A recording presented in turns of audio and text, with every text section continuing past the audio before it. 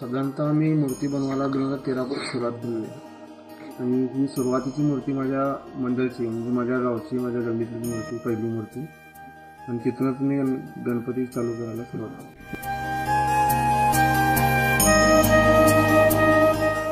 मी विद्याधर सरांच्या शेडमध्ये विद्याधर लोहार यांच्या सोबत काम केलेलं आहे. एक साधारण 7-8 वर्ष मी तिथं काम केलेलं आहे आणि तिथूनच माझी कामाची सुरुवात झालेली. त्यांच्या कार्यशाळेत असताना तिथूनच मी दरवर्षी एक दोन मूर्ती करत आता 2023 साली मी गणपती मी स्वतःच्या कार्यशाळेत घडवायला सुरुवात केली आणि आता हे सलग 3रं वर्ष आहे आणि 3ऱ्या वर्षात मी मूर्ती माझी स्वतःची कार्यशाळा चालू केली. -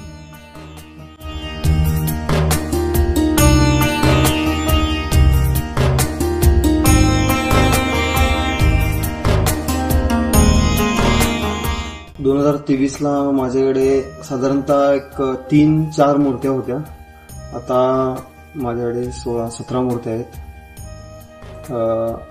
अजून कामाची ऑर्डर आहे पण तो वेळेअभावी मी काम इथपर्यंतच थांबवलेलं आहे. तिथून पुढे कामाला सुरुवात होईल.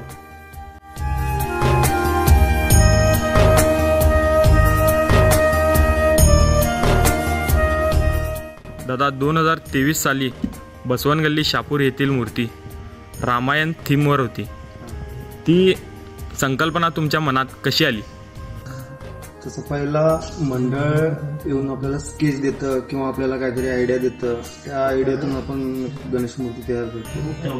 पण त्यांची मंडळाची जी इच्छा होती रामायण थीम या विषयावरती मी जो अभ्यास केला आणि त्या अभ्यासातून जे काही मला आयडियाज भेटत गेल्या त्यापैकी रामसीतेचं जे त्यांनी सब्जेक्ट मांडला होता त्या सब्जेक्टमध्ये मी पूर्णतः प्रभावळीमध्ये जे आपण गणपतीच्या बॅकग्राऊंडला जे प्रभाव आपण यूज करतो त्या प्रभावळीमध्ये मी रामसीतेचं पूर्ण थीम दाखवलेलं आहे. मुख्यतः त्याच्यात हनुमान पकडून बाकीचे इतर सैनिक सुद्धा त्या थीममध्ये वापरून मध्यभागी गणपतीला राम या रूपात धरून गणपती साकारले.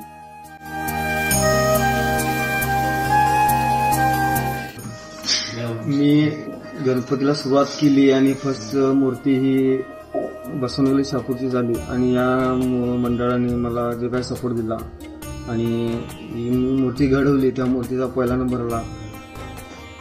हा पहिला नंबर फक्त मूर्तीसाठी नव्हता, पहिला नंबर आमच्या कामासाठी होता आणि या कामाला भरपूर मंडळाचा सुद्धा साथ भेटला.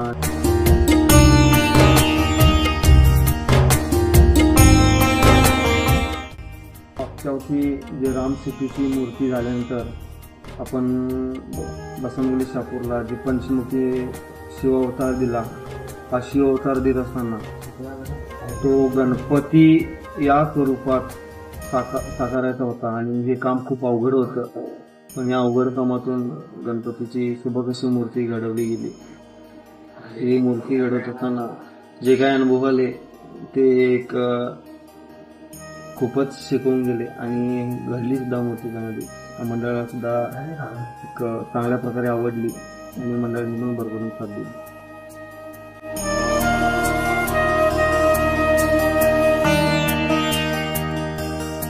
मागच्या वर्षी काकेरू चौकाचा मूर्ती खूपच सुंदर होता आणि त्याचे प्रभावाचे डिझाईन तर खूपच डिटेलिंग होते.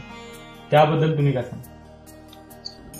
काकेरू चौकाचा सब्जेक्टच वेगळा आहे. ही मूर्ती खास करून प्रभावळीसाठीच प्रसिद्ध असल्यामुळे मला त्या मूर्तीला प्रभावळीतच जास्ती भर द्यावी लागते आणि यावर्षी सुद्धा त्या मंडळाची मूर्ती ही प्रभावळीतच जास्त करून भर आहे आणि मला मजा वाटेल या कामाला.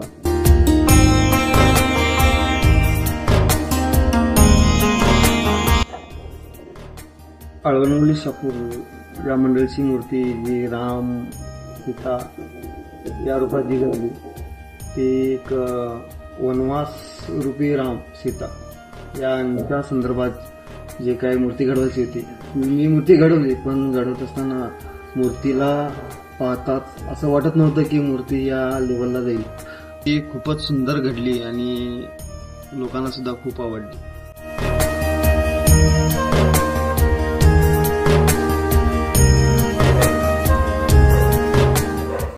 दादा तुमची सर्वात उंच मूर्ती कुठली होती?